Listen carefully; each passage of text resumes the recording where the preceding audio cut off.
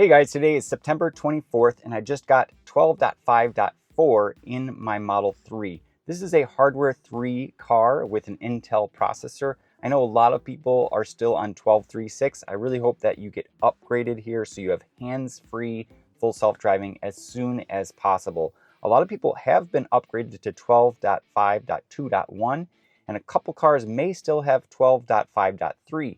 That's the version that I'm coming off of. Today is September 23rd, and this version includes sunglasses free. Well, actually, you can wear sunglasses while not having to touch the wheel. Previously, if you wore sunglasses or if you wore a hat that covered your eyes, you would have to torque the wheel, give it that feedback to let it know that you were still there at all times. Now it appears that that is completely gone for sunglasses.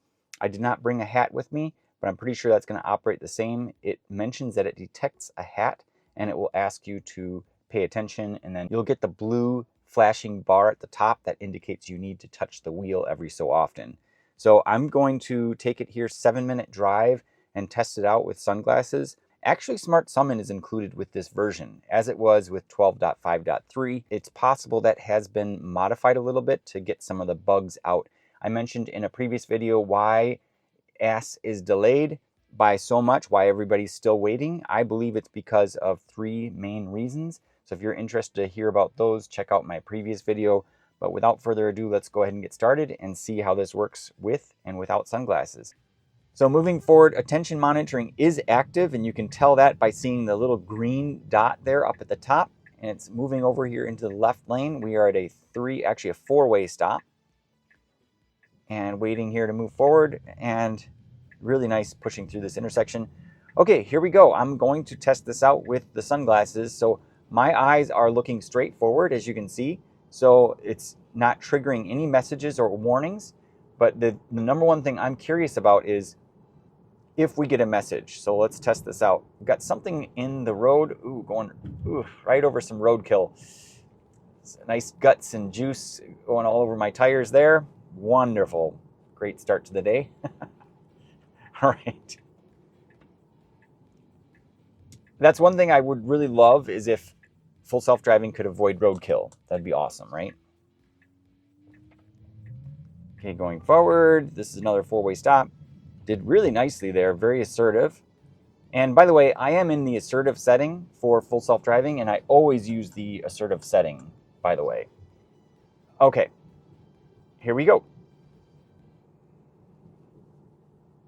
See if it gives us any message. Okay, the green dot is still there and waiting for it. Let's see what happens.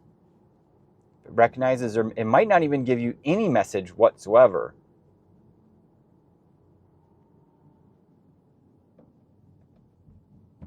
Slowing down here for a new 4-way stop. This is kind of interesting. They added this stop sign and it figured it out right away. It never struggled at all. I mean, previously it was identified as just a straight path. You know, it would go through there without hesitating at all. Some geese there, it moved out of their way really nicely. I don't know if you noticed, the path kind of jolted a little bit to the left. It was very subtle, but I noticed it. And we have a construction vehicle up here with some cones around it. So my car is going to, without a doubt, go around this construction vehicle. But a lot of people, if they're new to this, they're like, is it going to go around it? You know, they don't know. It's an unknown. But I know for sure it's going to go around it. And it's slowing down a little bit, actually, to move out of its way. Had to cross over those yellow lines there. And as you can see, we're not getting any messages whatsoever for wearing sunglasses, and my hands are not touching the wheel and my feet are not doing anything down below either. So it is fully aware that I'm wearing sunglasses, but it doesn't give me any message indicating that it is aware. So that is great that it is just allowing me to drive hands-free like this. And for those of you who still don't have the hands-free driving, when you get it, you will absolutely love it. I mean, even though full self-driving may feel the same, the experience overall is going to be very different because it's just a unique experience to drive without having to worry about touching the wheel all the time. And that increases the peace of mind. It makes it a lot easier to use. And previously people would complain, and I know the Tesla Q community and the haters out there would say, oh, come on, you guys are spoiled brats. You guys should really just get used to it. It's for safety. It's needed. Well, I would always complain on the other side, because it would actually be asking you to tug the wheel in the middle of a turn. And I would go to do that, and it would jerk it out. And then I'd have to, I didn't know if it was still running or not. So then I'd have to take over to avoid hitting a curb. So I would argue that it was actually more dangerous to have that tug. Now, I get it. Some people are going to abuse it, but I would be willing to bet that that's the minority of people, which is exactly why they removed the nag. And another reason, obviously, is because the technology's gotten better over time. It's gotten a lot more reliable, but still, especially with the in-cabin camera, you have to be looking ahead. So it's gotten so good in that regard that it's tracking your head position in addition to your eyes. Now, when I'm wearing sunglasses, it can't see my eyes, right? So it's going to be looking at my head. So what happens if I move my head down? Let's try this. Let's look at the screen. Looking away, let's see what happens. Please pay attention to the road. So there it just beeped at me. The blue flashing bar came up at the top. But as people that have had hands-free know, when that blue bar goes across the top, and when I first got the hands-free with 12.4, I thought, oh no, blue flashing bar, because that would happen sometimes when I would look away, or if it was dark at night. If the cabin is not illuminated properly, it will also request or require you to touch the wheel every so often. But whenever I would see that blue bar, I would freak out and start touching the wheel again. But with hands-free, when you see that blue bar, all that means is you just need to look ahead. You need to pay attention. And literally all that means is lifting your head. And you'll see me in some of my videos, my chin just goes kind of up a little bit whenever I see that message. So now I'm conditioned, rather than touching the wheel, I'm conditioned to kind of look straight up like this with my chin up to the sky. So hands-free, it's working great. I don't have any issues with this. It's doing everything that it's supposed to be doing here, and it's going to be a flawless drive. I'm just going to close this out by showing you hands-free parking in a parking lot. I have filmed this a number of different times, but I don't think I ever published this. This is really neat. So, oh, take that back. So it's actually, the pin is having it go a different way. Usually it draws me into this parking lot, and I think the address was put in a little bit differently this time. But essentially what happens is, if the pin, the final destination pin is always the front door of whatever place you're going to, whether it's the library like I'm at now, or a grocery store, or wherever it is, it will take you to the front door. Now, if on the way to that front door, it happens to take you through the parking lot, which is what this does 9 out of 10 times when I put the address in correctly, you can then, as it's coming through, imagine it's running right now, then right now I just stop it. It would slow down and basically stop moving, right? Just like it is right now. Now you have to do this when someone is not behind you. But essentially, to disengage, rather than stepping on the brake pedal, which you could do, or jerking the steering wheel, which is a little bit rough, what I'd like to do is just push up on the right drive stalk. That will then decelerate. Now you have to keep in mind the direction of your steering wheel, because wherever your steering wheel is left, it will just coast from there. So if you just made a turn and you're headed toward another car, do not disengage, because then you're going to have to obviously steer and take over. The idea here is to do as little as possible to get from point A to point B.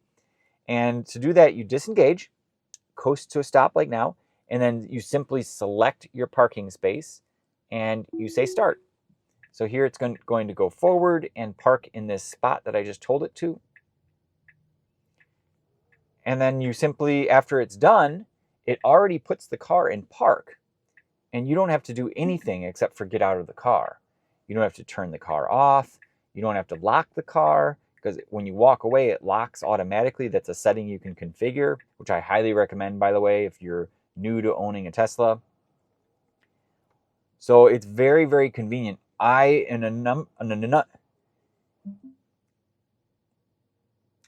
always struggle when I drive another car. Now that was interesting. There was a different visual. I've never seen that visual before. But when I'm driving another car, I always forget to lock the doors. I always forget to turn the engine off. And I always forget to put it in park. All these little things that you just get used to driving an electric car, especially a Tesla. So I'm going to, just so I can see that again, that was really cool. It was a new graphic I had never seen before for the parking. Let's see if we can get that to show up here again. I'm going to bring this over, see if I can grab a spot like back there, let's say. This was a new, look at that grayed out area right there. That was brand new. I've never seen that before. Let me know if you have noticed that before. I use the Autopark a lot, and I've never seen that before. And that visualization came in with 12.5.3. And it might have been part of the summer update where you can see it's like the grayed path with the car. But right here, watch this. It transitions to a different view when it goes forward here. Watch this. Right there. Look at that. Autopark and private. It had like a sliding arrow going forward. That is really cool. I don't have a spot to test parallel parking here. Someone was saying that they have issues now on 12.5.2.1 where they can't parallel park anymore. I wish I had a spot where I could test that was nearby that I knew of, but I don't. I will have to save that for another test later. But stay tuned on my channel. I do have parking in driveways coming up. I was able to figure out how to do that repeatedly. Very fascinating test that I did there on that one. Also, more actually smart summon tests I have on the way.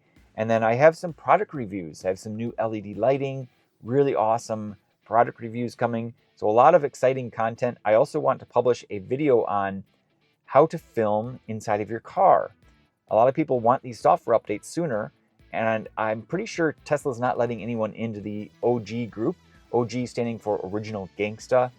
There's a very few number of people that are in early access, and I did provide some tips in my last video on how to get into that program, and essentially it involves putting yourself out there and producing content. Well, producing content, how do you do that?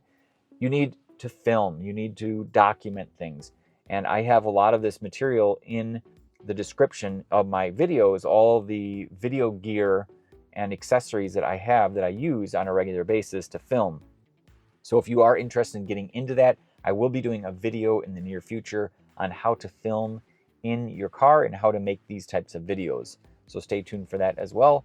And if you want inside access, insider tips, and access to early information, join me on Patreon. I do have a site there where you can support me as well. Thanks again so much for watching. I'll see you guys in the next one.